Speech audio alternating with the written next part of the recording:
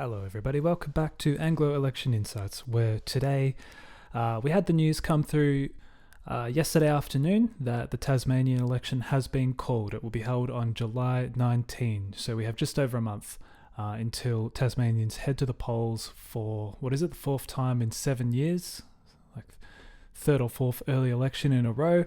The mood on the street is pretty dark on this one. I don't think people really want to go back to the polls. I don't think people are really all that happy with the options that they're likely to get, but here we are. So a quicker video today, just going to kind of update you guys on some candidate news and just kind of also bring you some updated thoughts I have from my video the other day, which you'll see up in the cards if you haven't watched it yet. So I'll start here just by drawing your attention to a couple of resources that you might want to keep track of if you are going to follow this election. Firstly, Kevin Bonham, who he actually lives down in Hobart, so he's a really good source of information, especially if polling starts to come out, that sort of thing.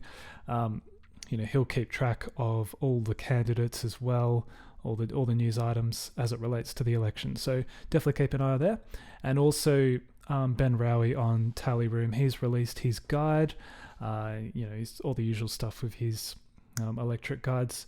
And the other thing is the comments. There actually are, unlike Poll Bludger, where it's basically just 90% partisan bickering, you get a bit of that here, obviously, but a lot of the commenters are actually really well informed, and they're a good source of analysis, actually. I like to read them as I'm covering these elections. So yeah, a couple of websites there that might help you guys if you're looking to follow this election. So I'll just run through a few news items. So I'm on Pulse Tasmania, which I understand is a bit of a right-leaning outlet.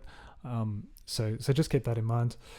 Firstly, there were these leaked texts apparently between like a Labor staffer and some high up figure, and the Liberals have jumped all over it because it basically makes Labor look really cynical, trying to turf Rockcliffe, because they know that he's more popular as a leader than anyone Labor has.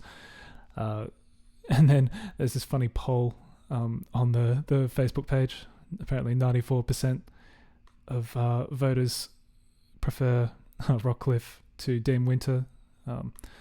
Possibly a bad sample there. Anyway, so that story goes on. Then for some candidate news, Peter George is running. He announced yesterday or this morning. He obviously polled really well in Franklin in the federal election just gone. So he might not get the same like on the ground or like sort of resource support, financial support from Climate 200. I'm not really sure what the plan is there, but he certainly has like proven electoral support in that area. So you'd have to rate him a good chance to win a seat.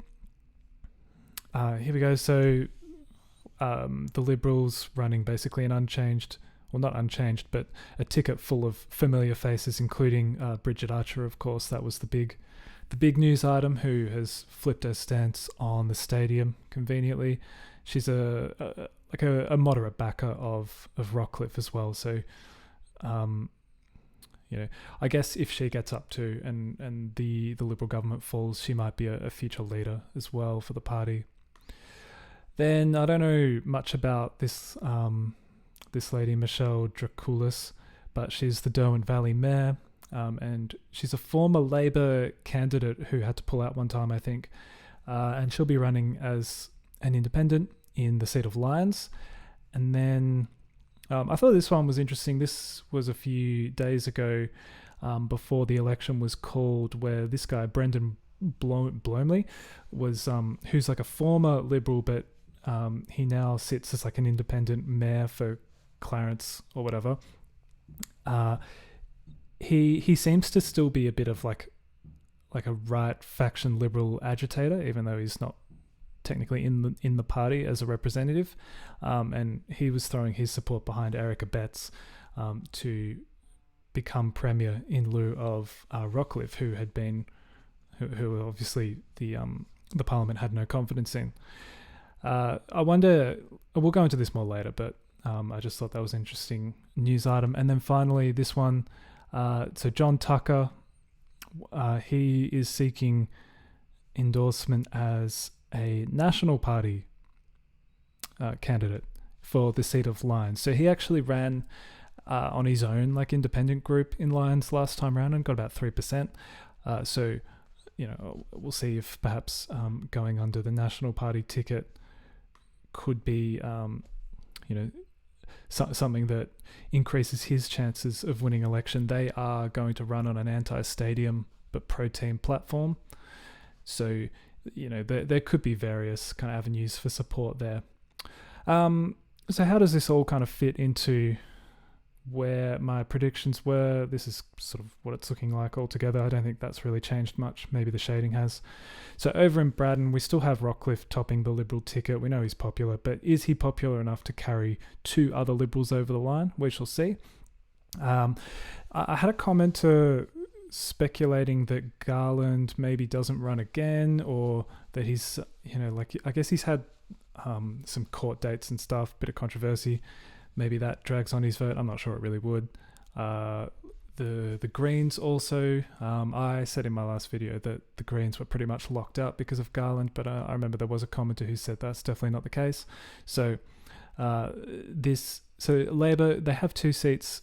They're probably a good chance of picking up the JLN seat, who I don't think as an independent probably has the legs to win a seat in their own right. But that could also be a Green seat, and whereas this third Liberal seat, maybe another independent appears, or maybe Labor polls really strongly and they're actually able to win sort of 3, the Greens 1, and Garland still wins, leaving the Liberals only on 2. We'll see. So then over to Bass, again, Bridget Archer, that is, topping the Liberal ticket. Can she drag a third Liberal over the line? With Michelle O'Byrne retiring for Labor, their ticket is a little bit weaker, but you'd probably expect, again, that they would pick up the ex-JLN seat, which, as you can see, that's going to shift the balance. So you're going to end up with 3 on the right, and then more like 3 or probably 4 on the left out of 7. I know that I've actually put the Conservatives on the left and the Progressives on the right, but I think you understand what I mean. I expect the Greens to retain. I don't see why they shouldn't. So Lyons, this is where it starts to get a little bit interesting. So Rebecca White's gone from the Labor ticket. You probably would say that they are definitely in the running to pick up the Liberals' 3rd seat, though. Despite that, I was reading that sometimes having a more even distribution of your party vote over multiple candidates can actually help when you poll under the quota. So it might be that with 3 candidates all polling sort of around 2.5% of a quota, they poll kind of at the same level, but then the party gets 2.5% of a quota. That actually might allow them to win the 3rd seat a little bit more easily. I'm not sure. I'm not fully aware of all the different intricacies of the Hare-Clark system.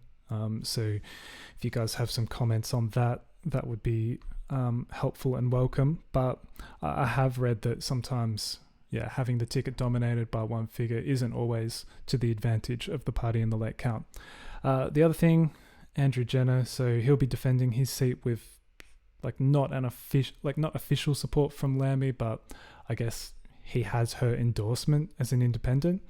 But we know that the JLN party name was perhaps a bit of a flag for low information voters, and that won't be there this time. So, voters would have to be aware that he is kind of the old JLN member. Whether or not that translates to him retaining a similar level of support, we'll wait and see.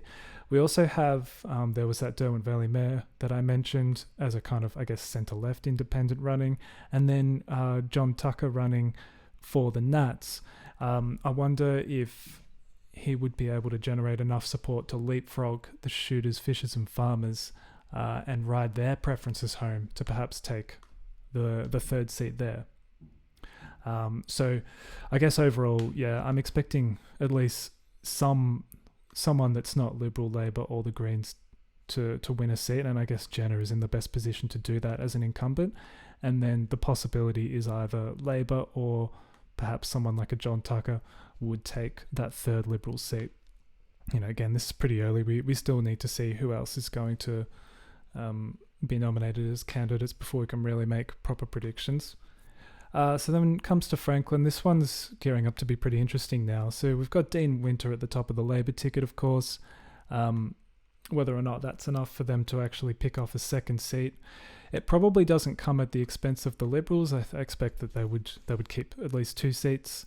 The Greens definitely won't lose their 1 seat. They, like federally, they had a disendorsed candidate and a fairly sort of adjacent independent in Peter George running, and yet they still got 10% of the primary vote. So they're safe there. Speaking of Peter George, yep, I'm pretty confident he gets a seat. He should have enough support to win a quota in his own right. Then when it comes to O'Byrne, is his support like loyal enough? Could he potentially be under threat? I don't know him well enough or his support base, but from what I've read about him, he does have a supporter base that would see him re-elected, even if he is pro-stadium. And that basically leaves the Liberals with only 2 seats. So I find it really hard to believe that they would be able to defend the third.